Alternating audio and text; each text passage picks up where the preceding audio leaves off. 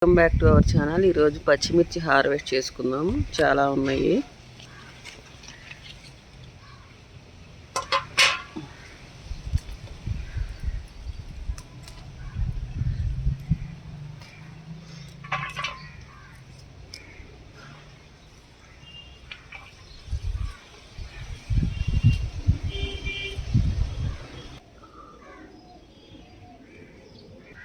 ఇక్కడ ఒక చెట్టు ఉందండి. దీనికి ఒక 1/2 డజన్ పైనే ఉన్నాయి. అవి కూడా కోసుకుందాం.